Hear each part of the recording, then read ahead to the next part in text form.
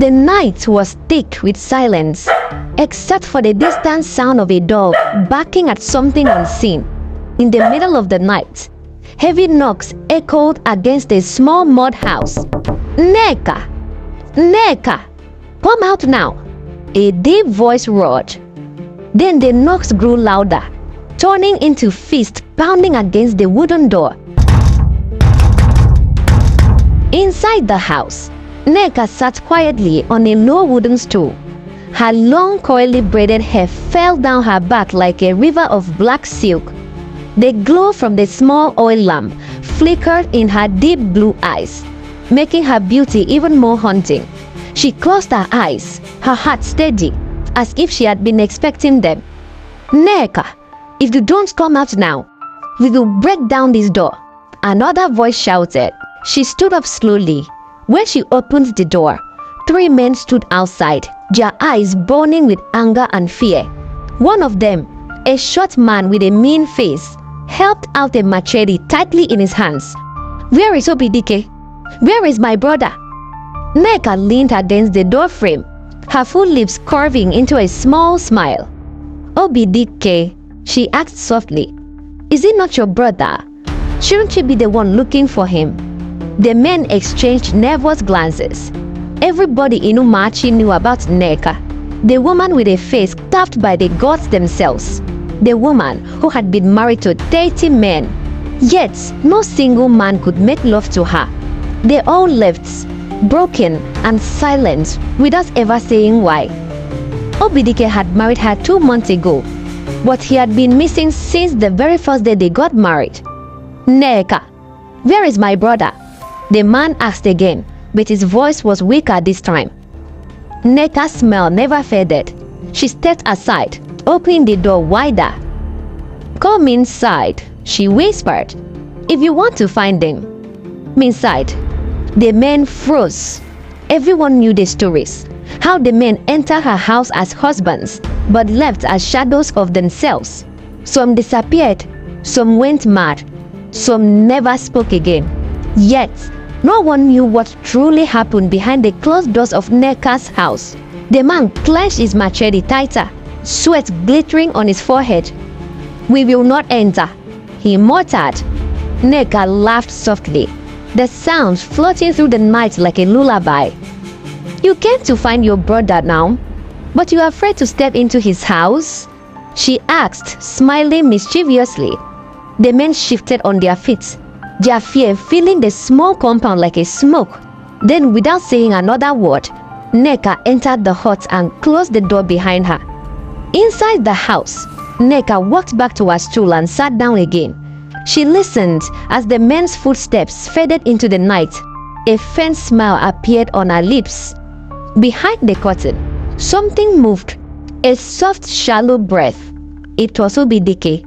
His eyes were wide, his mouth opened, but no sound came out.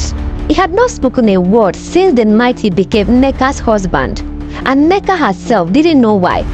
The oil lamp flickered, casting strange shadows on the mud walls.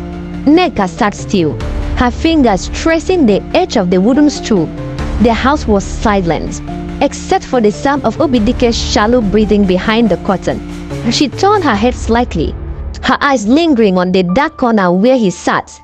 He had been like that for weeks, his back pressed against the wall, his knees pulled up to his chest, his lips dry and cracked from silence. His once strong body had grown thin, and his once cheerful eyes were now hollow.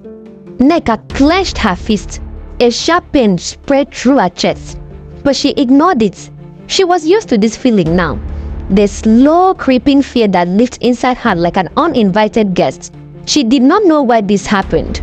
She did not know why every man who married her ended up this way. She had begged, prayed, and even fasted, but nothing changed. Her first husband, Uzodimma, had loved her deeply. She remembered his laughter, his gentle hands, the way he had whispered sweet words into her ears on their wedding night. But when he tried to touch her, something had stopped him, something unseen, something powerful. He had stumbled back, his face twisted in confusion, in fear. Days passed and he stopped talking. He stopped eating, and one morning he walked out of the house and never returned. Then came Namdi, then Okechukwu, then Eze, then Obinna, then so many others that she lost count. Now it was Obidike. A sharp knock suddenly echoed through the house. Nneka's heart jumped. The knock came again, louder, more urgent this time. She stood up, her legs shaking beneath her. As she walked to the door, she hesitated before pulling it open. A tall, thin woman stood outside, her head wrapped in a deep red scarf. Her eyes were old, filled with something that made Nneka's skin prickle. "You are in danger," the woman whispered. Nneka's breath caught in her throat. The woman stepped closer, her voice low and urgent. "They are coming for you." Nneka frowned. "Who is coming for me?" she asked. But the woman only shook her head. "Find the truth," she whispered, "before it finds you." Then she turned and disappeared into the night. Nneka stood frozen, her fingers gripping the doorframe. Her heart pounded in her chest. Somewhere behind her, Obidike let out a soft, broken whimper. And for the first time in a long time, Nneka felt true fear. The night stretched long and silent after the strange woman disappeared.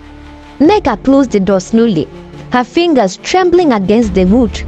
She turned, her eyes darting to Obidike, who had called even tighter to himself. His body shook as if he had heard something she hadn't. She pressed a hand to her chest, trying to steady her breath.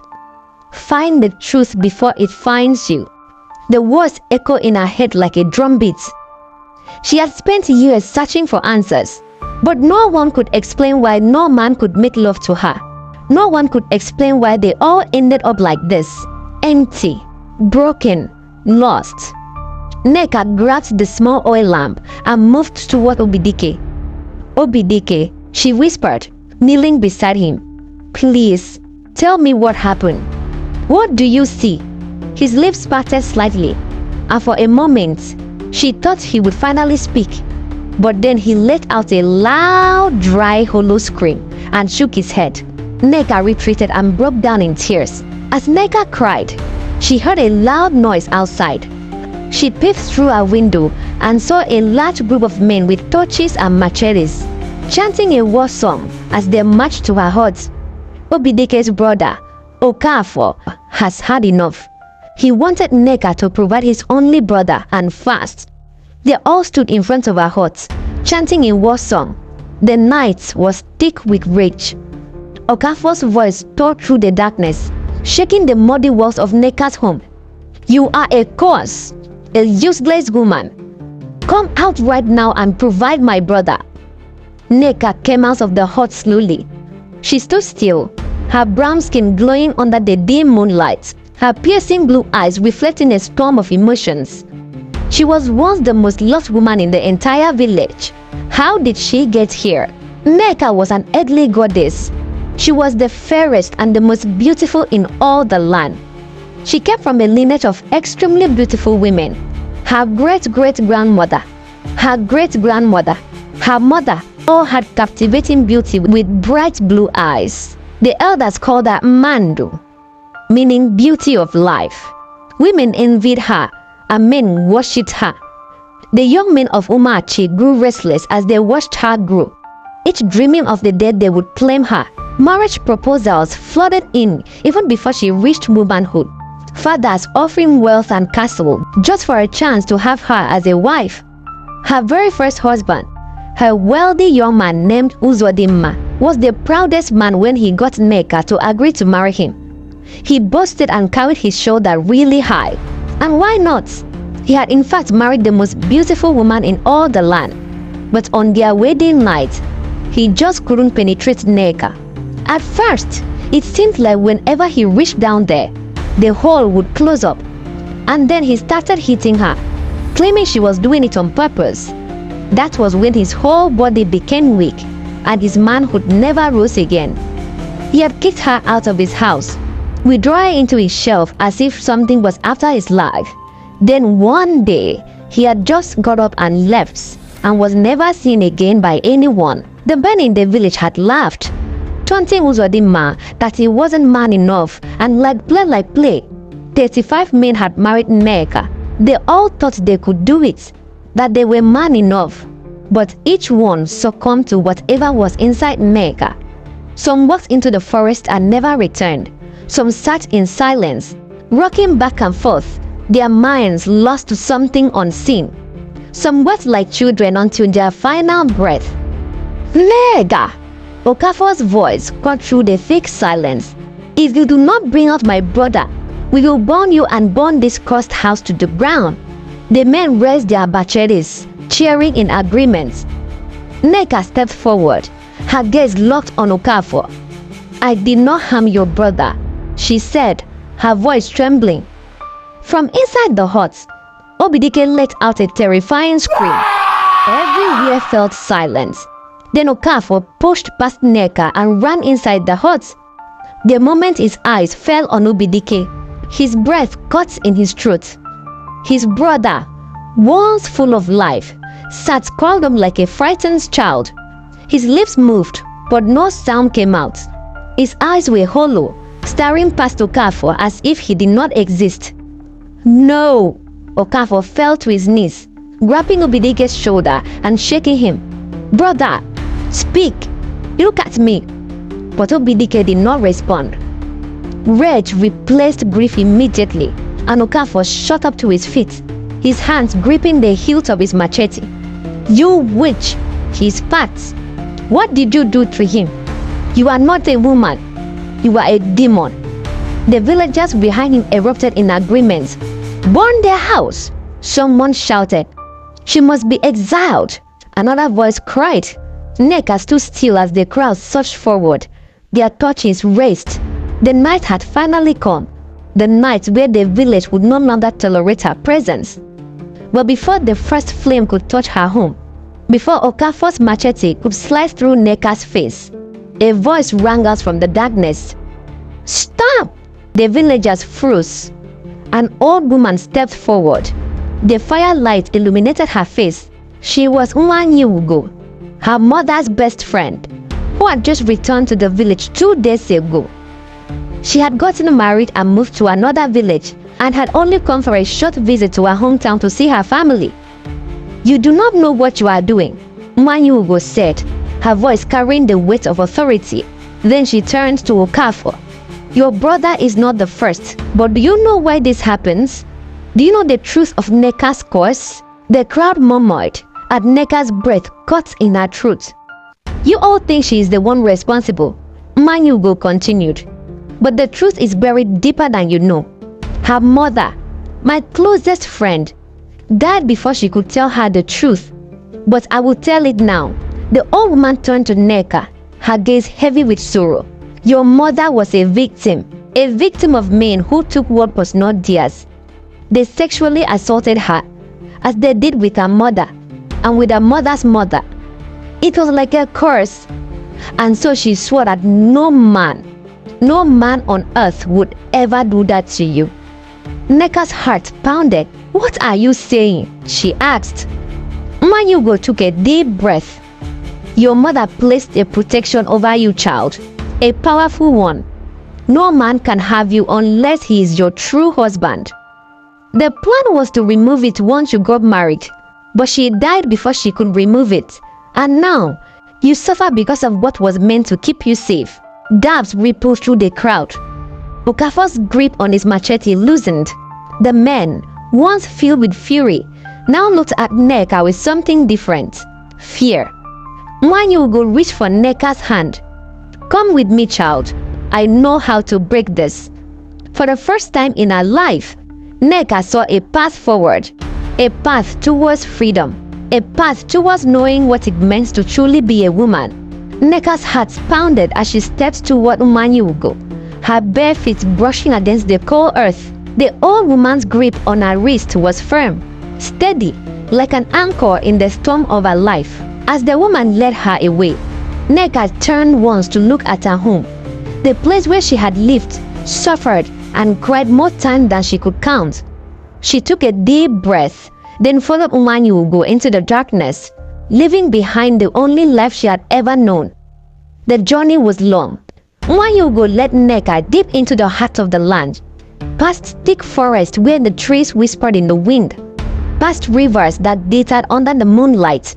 They walked in silence, the night air cool against Nneka's skin.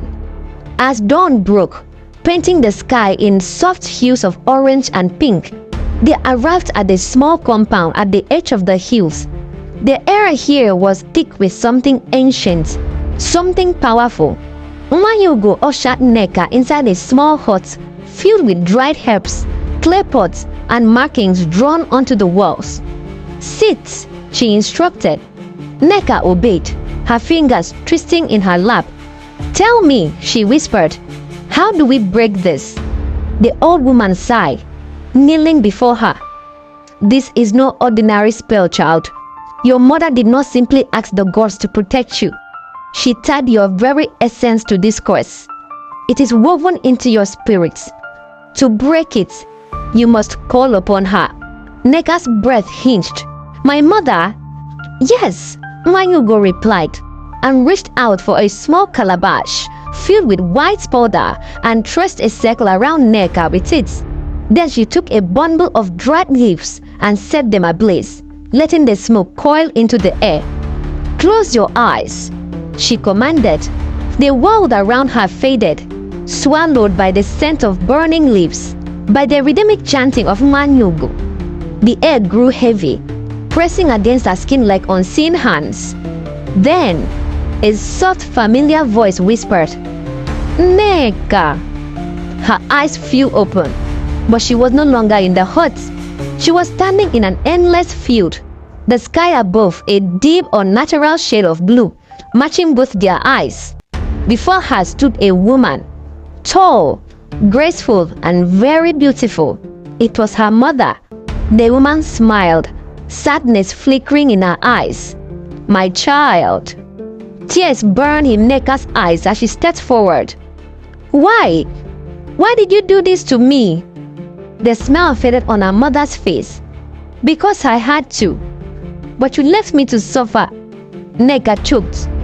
"You left me to be hated, to be feared." Her mother reached out, brushing a gentle hand against Nneka's cheek. "I did not want this for you, my child, but I had no choice." Nneka swallowed hard. "How do we break it, Mama?" Her mother sighed. "You must find the one who is meant for you, the one who truly loves you, body and soul. Only his touch can free you." Nneka's breath caught. "How will I know him?" "You will just know," her mother whispered, "just as I knew your father, despite everything."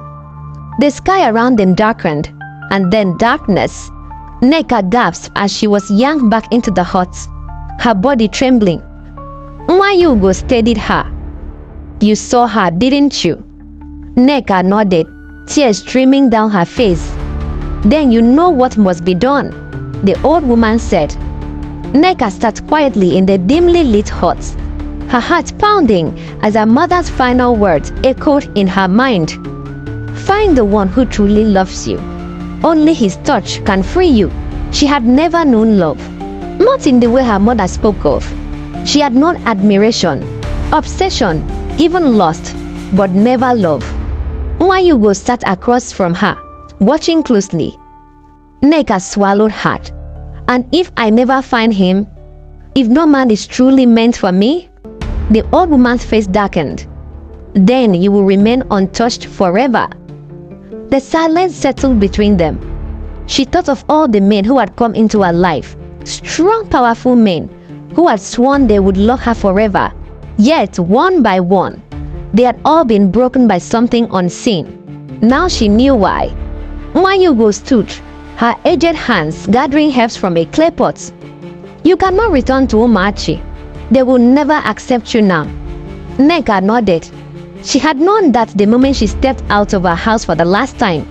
"What do I do?" she asked. The old woman handed her a small pouch filled with crushed leaves.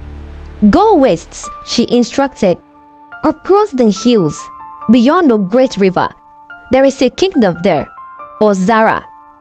It is a land of warriors, of men who do not fear the unknown. If your true husband exists, you may find him there. Nneka gripped the pouch tightly.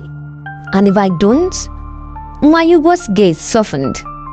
Then you will make your own path, child. No woman is meant to be defined by men alone.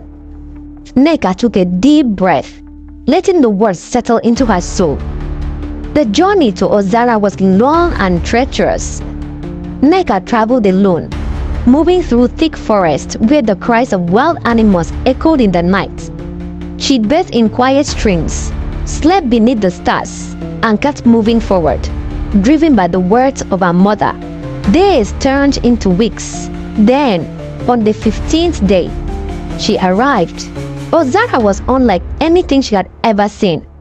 A kingdom of stone walls and iron gates, where warriors train in open courtyards, their voices rising in battle chants. Women moved through the streets with confidence, their heads held high, their hands adorned with gold and coral beads. Nneka pulled her wrapper tightly around herself, her piercing blue eyes scanning the city. She moved through the marketplace, her presence and beauty drawing stars. Men turned their heads, their eyes widening at the sight of her flawless brown skin, her long curls cascading down her back, her striking blue eyes that seemed to pierce into their souls. As she wandered deeper into the city, her path led her to the palace gates, where guards stood tall, their spears gleaming under the afternoon sun. Beyond them, the grand palace of Ozara loomed, its golden rooftop shining against the sky. And then, her eyes met his. A man stood at the palace entrance, dressed in the robes of nobility, his dark skin glowing in the sunlight. His jaw was sharp, his shoulders broad, and his gaze steady and unreadable. But it was not his beauty that caught Nneka's breath. It was the feeling, a strange, unfamiliar pull deep in her chest, something she had never felt before. The man's gaze lingered on her. Nneka held the stranger's gaze, her breath shallow. She had spent years surrounded by men who desired her, yet none had made her feel this. His strange heat quailed in her belly, unfamiliar and unsettling. The man took a slow step forward, his brown eyes never leaving hers. The palace guard stiffened but did not move to stop him. He was someone of great importance here. She could see it in the way people looked at him, the way they stepped aside as he approached. "Who are you?" His voice was deep, smooth, yet laced with a quiet authority. "I should be asking you that." For the first time, a flicker of amazement crossed his face. "I am Ezinna, the crown prince of Ozara." "Who are you?" he asked again, this time softer. Nneka hesitated. She had been so many things: wife, curse, outcast. But none of those names belongs to her anymore. So she gave him the only truth she had left. "I am Nneka. Welcome to Ozara, Nneka." That night, Nneka was given a room in the palace. The servants stared at her with curiosity and admiration, whispering amongst themselves as they prepared her bath and laid out fresh clothes. As she soaked in the warm water, Nneka's thought raced. Something told her that this moment, this place was different. She felt it in the way her skin tingled when Ezinna looked at her. A knock at the door pulled her from her thoughts. She wrapped a cloth around herself and opened it to find a young maid standing there, eyes wide with nervousness. "His Highness requests your presence in the gardens," she said. Nneka's heart skipped. She nodded, dismissing the girl. Then, dressed in the flowing ivory gown the palace had provided, she went to see him. The gardens were quiet, the moon casting silver light over the flowers. Ezinna stood near a small fountain, dressed in his simple robes. He looked up as she approached, his gaze seductive. "You do not belong here," he said. Nneka's steps faltered. "Then why did you welcome me?" Ezinna exhaled, shaking his head. Because the moment I saw you, I knew you would change something in me. For the first time in her life, Nneka felt something she had never known before. Her heart raced. Ezinna took a step closer, looking deep into her eyes. Then he reached for her hand. The moment his skin brushed against hers, a jolt shot through her. A warmth so intense it stole her breath, and as the days passed, their warmth grew, and they became inseparable. Nneka's beauty had caught many people's attention, and they started inquiring about her. And soon, everyone knew who she was. The woman whom no man could claim. The woman who had married 35 husbands, yet none of them could claim her. Nneka told the prince everything, but he wasn't ready to let her go. Instead, he proposed to her. Everyone in the kingdom was worried about their prince. What if the same befalls him? What if he cannot claim her as his wife? The day of their wedding was unlike anything the kingdom had ever seen. The palace courtyard overflowed with people from far and near, all gathered to witness the union of the prince and the woman whose beauty had become an untouchable mystery.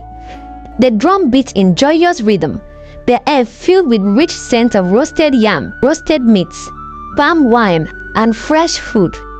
Nneka stood in front of the palace, dressed in a flowing white and gold traditional attire, her blue eyes gleaming like the morning sky. Her brown skin shimmered in the moonlight, and her long braids were adorned with coral beads. As custom demands, the prince must make love to his bride and present the blood-stained cloth as evidence that the bride was a virgin. It was a must for the prince of Ozara to marry a virgin, a woman untouched by any other man. And so while the crowd waited outside, the prince took his wife inside, and 1 hour later, he emerged with the white cloth stained with blood.